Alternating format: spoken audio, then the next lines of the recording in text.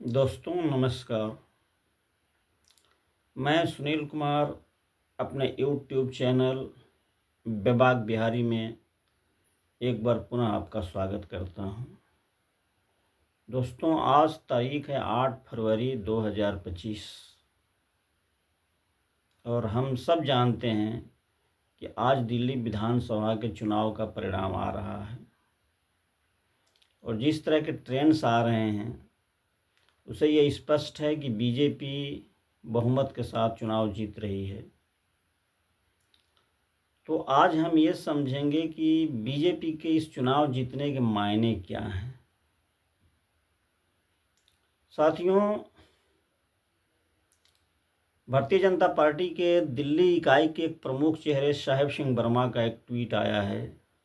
जिसमें चुनाव जीतने के बाद उन्होंने अपने ट्विटर हैंडल पे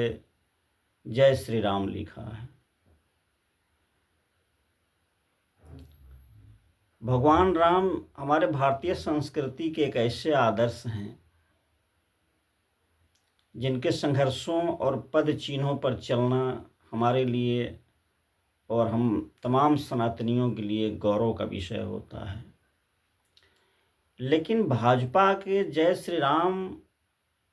और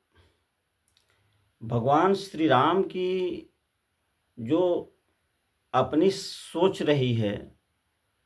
उसमें क्या फ़र्क है, आज हम इस विषय पर चर्चा करेंगे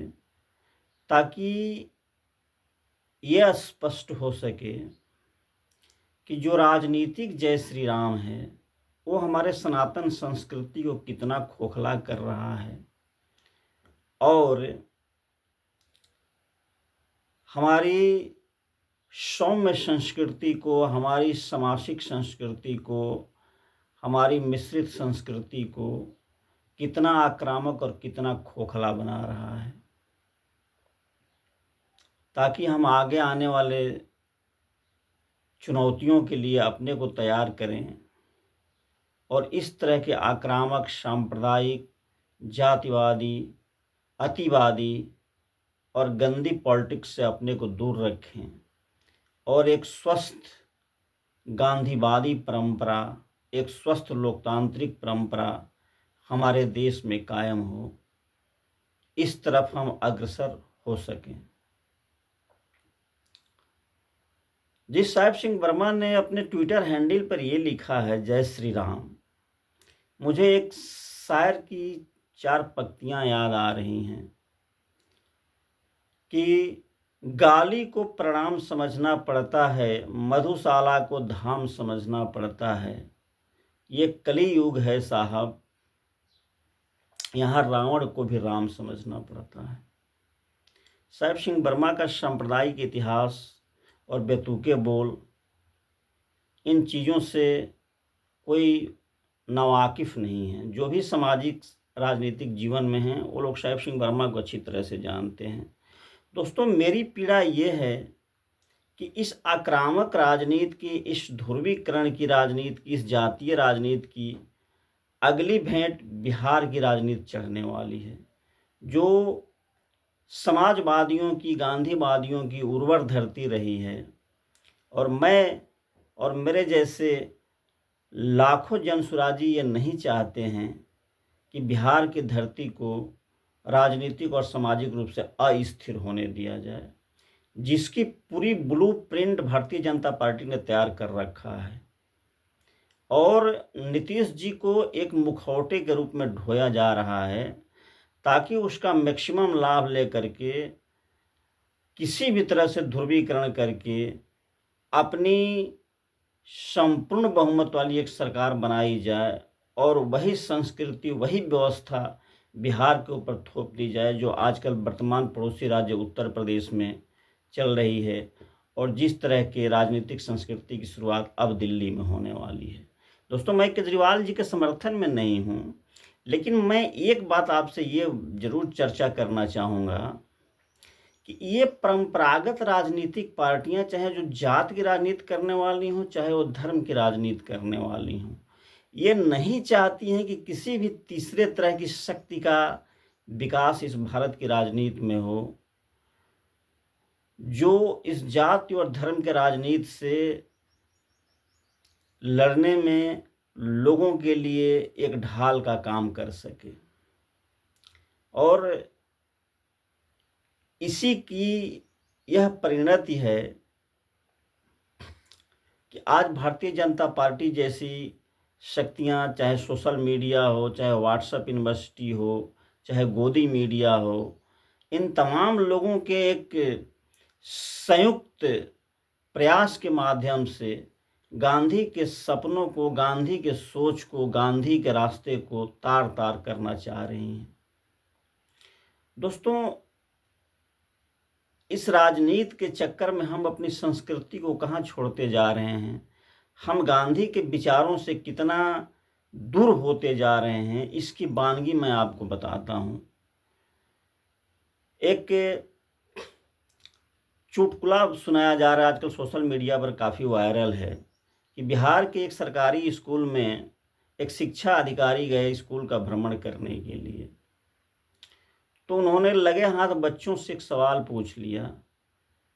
कि ये बच्चों, ये बताओ कि बापू जेल क्यों गए थे और बापू का पूरा नाम क्या है। उसी में से एक बच्चा खड़ा हुआ, उसने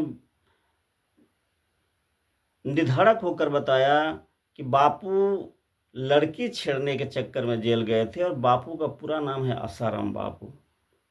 दोस्तों, मैं आपसे ये बताना चाह रहा हूँ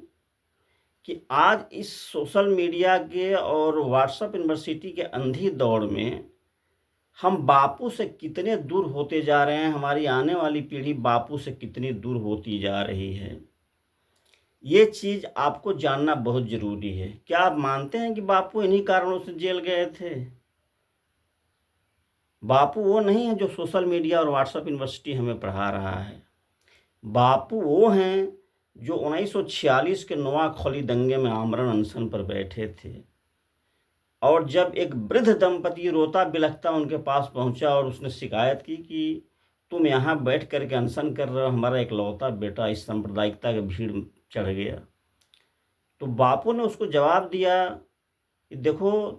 तुम्हारे इस दुख का उपचार मेरे पास नहीं है, इस भीड़ से एक ऐसे बेटे को खोज निकालो जिसके माँ बाप इस दंगे में मारे गए हों। तो साथियों, बापू वो नहीं है जो व्हाट्सएप यूनिवर्सिटी और सोशल मीडिया पढ़ा रही है। बापू वो हैं जिनके व्यक्तित्व को हम नोआखली के घटना में पढ़ते हैं और पहचानते हैं। तो मेरा यह स्पष्ट मानना है कि अगर बापू की संस्कृति को अपनाना है, वसुधैव कुटुंबकम की संस्कृति को अपनाना है, तो हमें जाति और धर्म की राजनीति से, हमें आक्रामक राजनीति से, हमें गाली गलौज की राजनीति से, हमें तू तू मैं मैं की राजनीति से बाहर निकलना ही होगा। और इस बात को हम जितना जल्दी समझेंगे, वो हमारे आने वाली पीढ़ी के लिए, हमारे स्वस्थ लोकतंत्र के लिए, हमारे लोगों के लिए उतना ही बेहतर होगा। तो दोस्तों, मैं अपने इस YouTube चैनल के माध्यम से अपने उन तमाम बिहारी साथियों को, तमाम बिहारी मतदाताओं को, जहाँ तक मेरी आवाज़ पहुँच सकती है, मैं उनसे एक विनम्र निवेदन करता हूँ कि वोट आपका मौलिक और व्यक्तिगत अधिकार है। हम ये नहीं कह सकते कि आप अमुक को वोट दें, हम अमुक को वोट न दें, लेकिन एक बार विचारधारा पर आप विचार जरूर करें कि जो पार्टियां बहरूपिया की तरह आपके बीच आ रही हैं, आपसे वादे कर रही हैं रूप बदल करके, और चुनाव जीतने के बाद जो गलत रास्ते अपना रही हैं, आजकल कम्युनिटी पुलिसिंग लोकतंत्र में जो होना चाहिए, जो पुलिस का व्यवहार, प्रशासन का बिहेवियर हमारे जनता के प्रति जो होना चाहिए, पुलिस और प्रशासन भी उससे दूर होता जा रहा है। अभी आप बिहार की स्थिति, राजनीतिक स्थिति पर विचार करें तो आए दिन पटना सिटी में तमाम विरोध प्रदर्शन करने वालों पर लाठी डंडे पुलिस के द्वारा चलाए जाते हैं। तो ये पुलिसिया राज, ये ब्यूरोक्रेसी की तानाशाही, इसके पीछे जानते हैं कारण क्या है? इसके पीछे के कारण है लोकतंत्र का कमज़ोर होना और अधिकारी तंत्र का हावी होना, प्लस जो भारत के विविधतापूर्ण संस्कृति में एक समन्वय बनाकर चलने वाली जो राजनीति होनी चाहिए, उससे दूर होना। इन्हीं सब कारणों से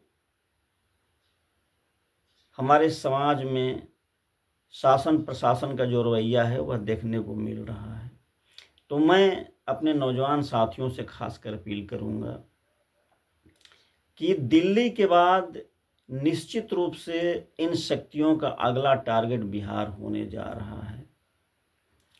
तो आप तमाम साथी हमारे जन स्वराज प्लेटफॉर्म से जुड़ें, उसको सोचें, समझें, विचार करें। जब आपको अच्छा लगे तब उससे जुड़ें, ताकि हम सब मिल करके ऐसे ध्रुवीकरण, तुष्टीकरण, सांप्रदायिक, मनुवादी, जातिवादी, अवसरवादी राजनीति से ऊपर उठ करके एक स्वस्थ राजनीतिक व्यवस्था कायम कर सकें, एक जनता की सुंदर राज कायम कर सकें, जो जनता की मूल समस्याओं पर विचार करने के लिए तत्पर हो और इस गांधी की कर्म भूमि, राजेंद्र प्रसाद की जन्मभूमि और तमाम धर्मों के उद्गम स्थल बिहार, चाणक्य की धरती बिहार के गौरव को एक बार हम पुनः प्राप्त कर सकें। इन्हीं शब्दों के साथ हम आज की अपनी बात को ख़त्म करते हैं। फिर मिलेंगे अगले अंक में, तब तक के लिए नमस्कार।